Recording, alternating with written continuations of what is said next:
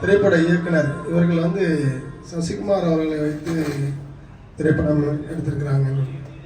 திருமணம் எனும் நிக்கா அப்படின்னு ஒரு படம், அது மாதிரி பகைவனுக்கு அருள்வாய் என்ற அந்த படம் வந்து எடுத்திருக்காங்க. இயக்குனர் அவர்கள் வந்து அனீஸ் அவர்கள் வந்து இப்பொழுது உரையாற்றுவார். அனைவருக்கும் வணக்கம். ஏகிரவனின் சாந்தியம் சம்மதம் உண்டாகட்டும்.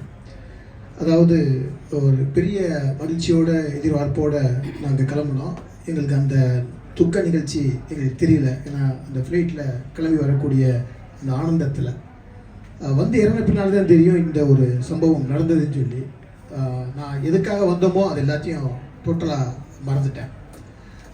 எஸ்எம் ஹைதர் சார் அவங்களுக்கு இந்த இடத்த பல நேரங்களில் எனக்கு வீடியோவை அனுப்பிச்சிருக்காங்க. நான் இந்த இடம் நல்லா தெரியும், எனக்கு ரொம்ப நல்லா தெரியும் இந்த இடம். பல விழாக்களை வந்து எனக்கு அனுப்புவார். இந்த இடத்த வந்து நான் பார்த்துருக்கேன். ஆனால் இதே ஹோட்டலில் வந்து ஒரு ஒரு ஒரு நாளைக்கு முன்னால் சாப்பிட்ருக்கேன். ஆனால் இந்த ஹோட்டலுக்கு பின்னால் இந்த ஒரு இடம் இருக்குது எனக்கு உண்மையிலே தெரில. ஆனால் இந்த இடத்துல இப்படி ஒரு ஒரு நிகழ்வில் கலந்துக்கிறேன்னு நான் எதிர்பார்க்கவே இல்லை. ரொம்ப துக்கமாக இருக்கிறது. சைக்காலஜிஸ்ட் சொல்லுவாங்க, அதாவது சூழல் அறிவியல் விஞ்ஞானிகள் சொல்லுவாங்க, தேனீக்கள் அழிந்து விட்டாங்க உலகம் அழிந்துருன்னு சொல்லுவாங்க. ஒவ்வொரு தேனீக்களும் வந்து உலகத்தை வாழ வைத்து கொண்டிருக்குன்பாங்க. அதே மாதிரி தான் இவங்க எல்லாமே உழைப்பாளர்கள் அனைவருமே தேனீக்கள். இங்கே இருக்கிற எல்லாருமே நீங்கள் எல்லாமே தேனீக்கள். நீங்கள் எல்லாமே இல்லாமல் போயிட்டால் நிச்சயமாக அந்த உலகம் இருக்காதுங்கிறத சொல்லலாம். நான் ஒரு சினிமாவை சேர்ந்தவன். திரைப்படம் எடுத்திருக்கேன். திருமணம் நிக்காங்கிற படம் எடுத்திருக்கேன். இப்போ பகைவனுக்கு சசிகுமாரை வச்சு படம் எடுத்திருக்கேன். எங்கள் சசிகுமார் இங்கே வந்திருக்காங்க. பல படங்கள் அவருக்கு வந்து தோல்வியை கொடுத்தது. சமீபத்தில் மிகப்பெரிய படங்களை தோல்வி கொடுத்தது. நாங்கள் அவர் வந்து படம் எடுத்திருக்கோம். இருந்தாலும் இது வந்து ஒரு யூடியூப் மூலம் அவர் கோச்சிக்க மாட்டாருங்கிற ஒரு நம்பிக்கையில் சொல்கிறேன். பல படங்கள் தோல்வி. நாங்களும் படம் எடுத்தோம். எங்கள் படம் வந்து விற்க முடியாத சூழலில் நாங்கள் வந்து அப்படியே ஒரு மாட்டிக்கிட்டு இருக்கும்போது ஒரு படம் வந்தது, அயோத்தின்னு ஒரு படம். கிட்டத்தட்ட அலிபாய் அவங்க சொன்ன மாதிரி தான் ஒரு இறந்து போன ஒரு வடநாட்டு தொழிலாளியை இதே மாதிரி அவருடைய பிரதத்தை வந்து எப்படி வந்து அனுப்புவாங்கங்கிற ஒரு படம். மிகப்பெரிய ஹிட், மிகப்பெரிய ஹிட், மிகப்பெரிய ஹிட். அதே மாதிரி எல்லாருக்கும் தெரியும் காப்பே ரணசிங்கம் அப்படி ஒரு படம். அதுவும் அதே மாதிரி தான். ஒரு பெண், அதாவது இது வந்து இங்கேருந்து உடல் அங்கே கிளம்பி போகுது. அந்த படம் பார்த்தீங்கன்னாக்க உடல் வந்து வெளிநாடுலேருந்து இங்கே வரும். அதுக்காக வந்து விஜய் சேதுபதி நடிச்சிருப்பாரு. அதுவும் மிகப்பெரிய ஹிட். ஏன்னா மக்களுக்குள்ள உணர்வு இருக்குது பார்த்தீங்களா.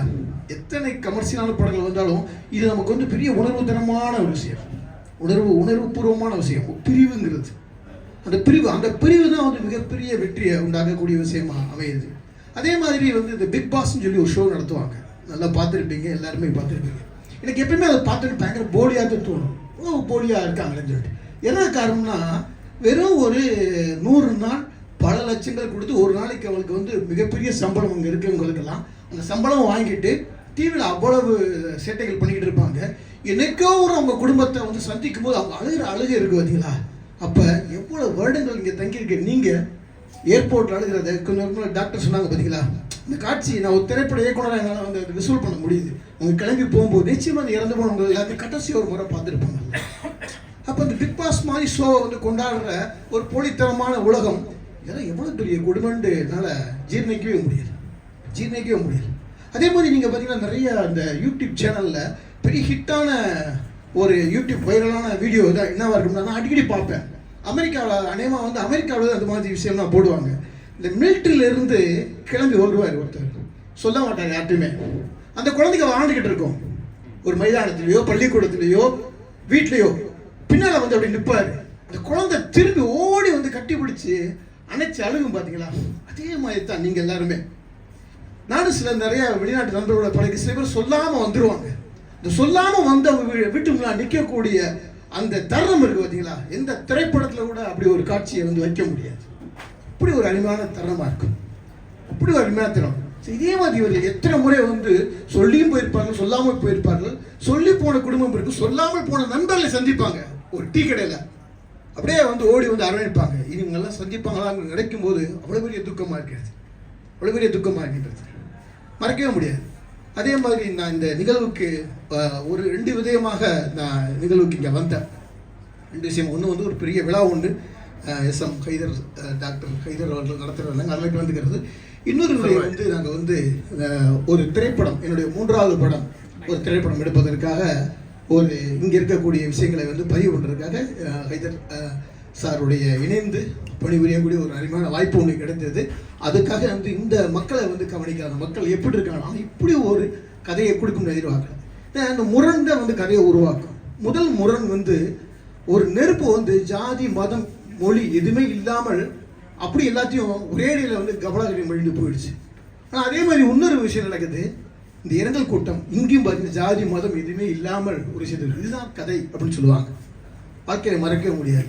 ஸோ நம்ம இறங்கும் போதே வந்து ஒரு துக்கரமான ஒரு நாவலுக்கான விஷயமாக நீங்கள் பேசுன எல்லாமே வந்து ஒவ்வொன்றும் ஒரு கதை அனுபவமாகவே எனக்கு தோன்றுது. ஆனால் பதிவு செய்ய முடியாத ஒரு கதை அனுபவமாக இருந்தது. ஸோ கனத்த இதயத்துடன் நம்ம விட்டு பிரிந்து சென்ற அந்த தேனீக்களுக்கு என்னுடைய அஞ்சலியும் அவருடைய குடும்பத்திற்கு என்னுடைய ஆறுதலையும் தெரிவித்துக் கொள்கிறேன். ஸோ அருமையான ஒரு இதை வந்து வாய்ப்புன்னு சொல்ல முடியாது, எனக்கு கிடைத்த ஒரு பெரிய அதிர்ஷ்டமாக நினைக்கிறேன். ஸோ தமிழர் வாழ் நலச்சங்கம் அவங்களுக்கும் நான் வந்திருக்கேன்னொழுமே இந்த வாழ்வில் நீங்கள் கலந்துக்கிறோம்னு என்னை அழைத்து வந்த அன்புக்குரிய சகோதரர் டாக்டர் எஸ்.எம். ஹைதர் சார் அவங்களுக்கும் இங்கே இருக்கக்கூடிய அனைவருக்கும் என்னுடைய நன்றியையும் மீண்டும் இந்த அஞ்சலியை தெரிவித்துக் கொள்கிறேன். நன்றி, வணக்கம். நன்றி ஐயா அனீஸ் அவர்கள். நிச்சயமாக உங்களுடைய அந்த புதிய திரைப்படம் வெளிநாடு வாழ் மக்களுடைய அந்த உணர்வுகளை பிரதிபலிக்கும் விதமாக அமையட்டும். உங்களுக்காக நாங்கள் என்னெல்லாம் வேண்டுமோ நாங்கள் தரதுக்கு தயாராக, வீடியோவாக வேணுமா இல்லை உங்களுக்கு என்ன தகவல் வேணாலும் நாங்கள் தர தயாராக இருக்கிறோம். 20 ஆண்டு காலமாக நாங்கள் செய்த அந்த பணிகள் என்னென்னலாம் துன்பங்கள் அனுபவித்திருக்கிறோம், என்னெல்லாம் இது சந்தோஷத்தை விட துன்பம் அதிகமாக இல்லை சந்தோஷம் அதிகமாக என்பதை ஒரு பட்டிமன்றமாக கூட நம்ம நடத்தலாம். ஆனால் எல்லோரும் சொல்லுவாங்க சந்தோஷம் என்று, கிடையவே கிடையாது. வெளிநாட்டு வாழ்க்கை என்பது துன்பம் தான். அதற்கு உங்களுக்கு நிறைய நம்ம தருவோம். 20 ஆண்டு காலமாக நாங்கள் செய்த பணிகள் சொல்ல முடியாத விஷயங்கள் எல்லாம் இருக்கிறது. உங்களை சந்திப்பதற்கு எங்களுக்கு அண்ணன் மூலமாக எங்களுக்கு வாய்ப்பு தாருங்கள். நிச்சயமாக நாம் உங்களுக்கு நிறைய விஷயங்களை எடுத்து சொல்லுவோம். அடுத்ததாக